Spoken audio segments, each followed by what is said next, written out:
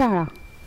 शाळा म्हणजे माणसाच्या व्यक्तिमत्वाची जडणघडण करणारी एक महत्त्वाची संस्था. पुढील आयुष्यात माणूस जे काही बनतो त्याचा पाया शाळेत खणला जातो. आईवडिलांनंतर मुलांवर जर कोणी संस्कार करत असेल तर ती म्हणजे शाळा. म्हणजे इंडियन एज्युकेशन सोसायटीची पाटकर गुरुजी विद्यालय ही शाळा. 1935 साली कैलासवासी पुंडलिक यशवंत पाटकर यांनी या शाळेची स्थापना केली.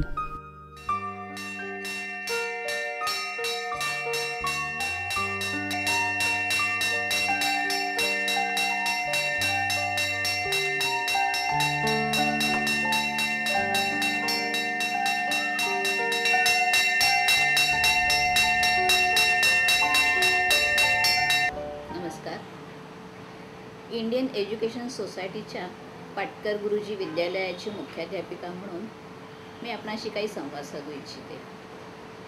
पाटकर गुरुजी विद्यालय या शाळेने 75 वर्ष पूर्ण केलेली असून या शाळेमध्ये 52 वर्ग तुकड्या असून त्यात 1721 विद्यार्थी शिक्षण घेत आहेत आणि या विद्यार्थ्यांना 58 शिक्षक मार्गदर्शन करीत आहेत.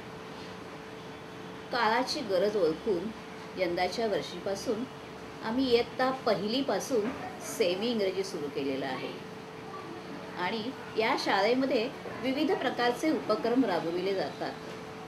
हे उपक्रम आम्ही आपणासमोर आणू इच्छितो. कृपया याची नोंद घ्यावी आणि या विद्यालयात आपल्या परिसरातल्या सर्व विद्यार्थ्यांनी प्रवेश घ्यावा ही आमची नम्र विनंती.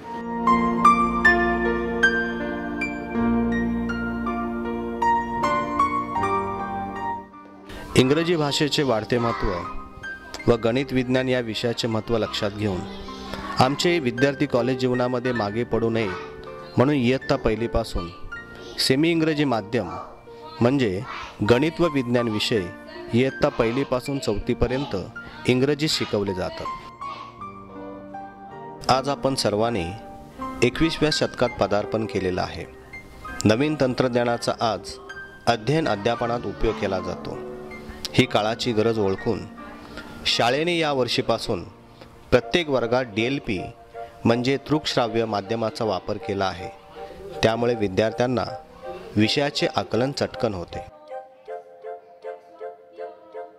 शाळेतील सुसज्ज संगणक कक्ष हे शाळेचं आणखी एक वैशिष्ट्य, ज्याद्वारे विद्यार्थी संगणकावर काम करण्याचं कौशल्य प्राप्त करतात. विशेष म्हणजे या कक्षात प्रत्येक विद्यार्थ्याला एक स्वतंत्र संगणक दिला जातो.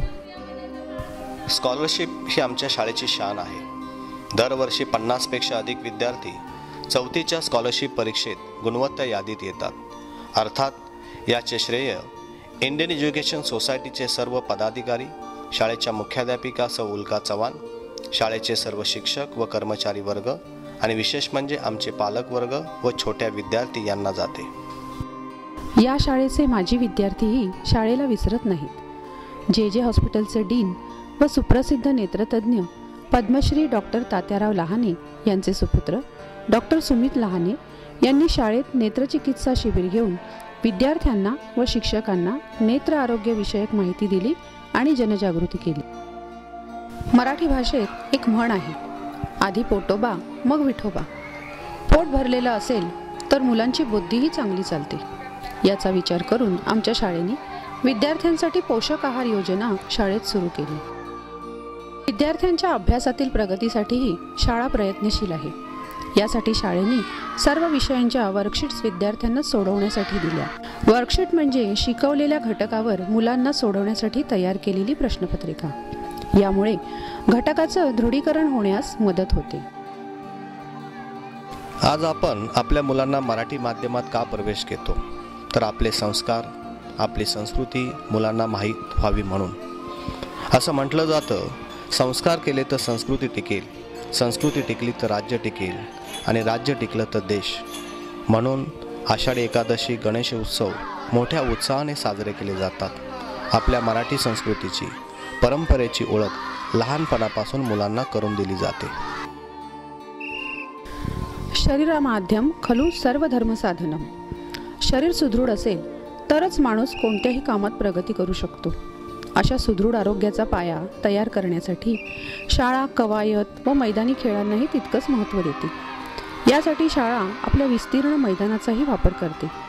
सुप्रसिद्ध क्रिकेटपटू श्रीयुत माधव मंत्री, श्रीयुत दिलीप वेंगसरकर हे याच शाळेचे विद्यार्थी आहेत. आमच्या शाळेने प्रशांत दामले, उर्मिला मातोंडकर यांच्यासारखे समृद्ध कलाकार निर्माण केले आहेत. या सर्व कलाकारांची सुरुवात या शाळेच्या रंगमंचावरूनच झाली आहे. आजही शाळेने आपली परंपरा कायम राखली आहे. आजही शाळा मुलांच्या अंगचे कलागुण विकसित करण्यासाठी सतत प्रयत्नशील असते.